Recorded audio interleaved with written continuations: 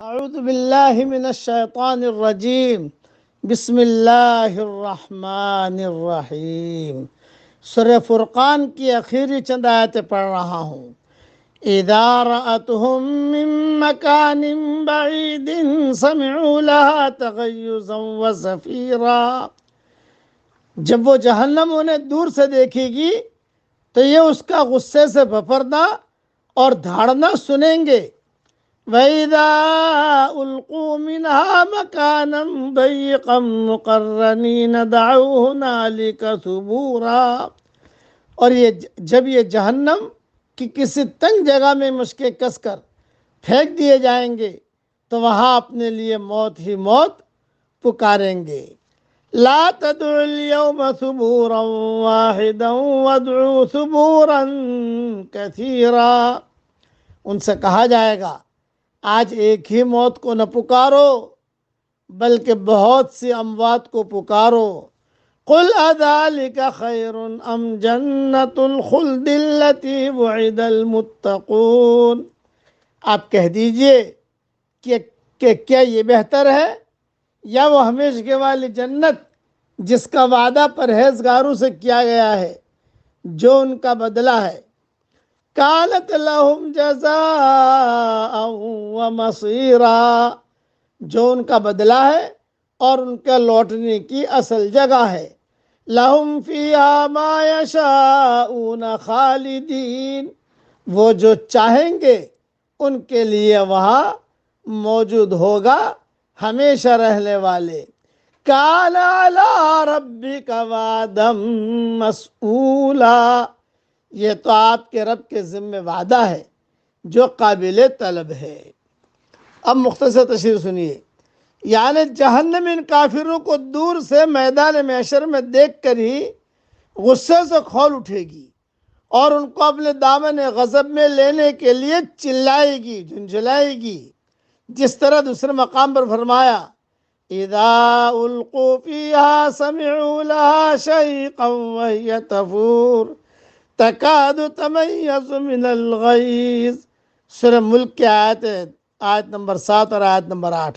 جب جہنمی جہنم میں ڈالے جائیں گے تو اس کا دھاڑنا سنیں گے اور وہ جوش غضب سے اچھلتی ہوگی، ایسے لگے گا کہ وہ غصے سے پھٹ پڑے گی۔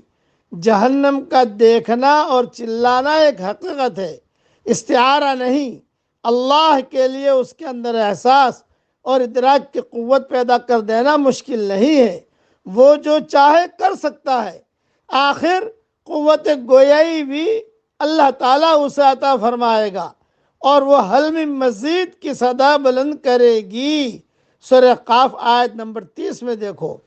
دوسرا کہ جب جہنمی جہنم کے عذاب سے تنگ آ کر آرزو کریں گے کہ کاش انہیں موت آ جائے اور وہ فنا کے گھاٹ اتر جائیں تو ان سے کہا جائے گا کہ اب ایک موت نہیں، کئی موتوں کو پکارو، کئی موتوں کو پکارو۔ مطلب یہ ہے کہ اب تمہاری قسمت میں ہمیشہ کے لیے انواع و اقسام کے عذاب ہیں، یعنی موتیں ہی موتیں ہیں۔ تم کہاں تک موت کا مطالبہ کرو گے؟ یہ اشارہ ہے کہ جہنم کے مذکورہ عذابوں کی طرف جن میں جہنمی جکڑ بند ہو کر مبتلا ہوں گے کہ یہ بہتر ہے یا کفر اور شرک کا بدلہ ہے یا وہ جنت جس کا وعدہ متقین سے ان کے تقوی اور اطاعت الہی پر کیا گیا۔ یہ سوال جہنم میں کیا جائے گا، لیکن اسے یہاں اس لیے نقل کیا گیا ہے کہ شاید جہنمیوں کے اس انجام سے عبرت پکڑ کر لوگ تقوی اور اطاعت کا راستہ اختیار کر لیں اور اس انجام بد سے بچ جائیں جن کا نقشہ یہاں کھینچا گیا ہے۔ اللہ تعالی ہم سب کی جہنم سے حفاظت فرمائے۔ کتنی بڑی چیز ہے جہنم، بے ایمانوں کو دور سے میدان محشر میں دیکھ کر ہی غصے سے کھول اٹھے گی اور جھنجھلائے گی، چلائے گی، آؤ میرے اندر، آؤ میرے اندر۔ اللہ تعالی ہم سب کی حفاظت فرمائے۔ اب پڑھ لیجئے میرے ساتھ، اے اللہ ہم سب کو جنت میں داخل فرمائیے، اے اللہ ہم سب کو جنت میں داخل فرمائیے، اے اللہ ہم سب کو جنت میں داخل فرمائیے۔ اے اللہ ہم سب کی جہنم سے حفاظت فرمائیے۔ اے اللہ ہم سب کی جہنم سے حفاظت فرمائیے۔ اے اللہ ہم سب کی جہنم سے حفاظت فرمائیے۔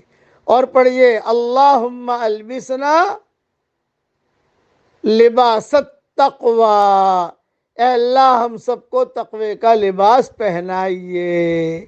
آمین۔ وآخر دعوانا ان الحمدللہ رب العالمین۔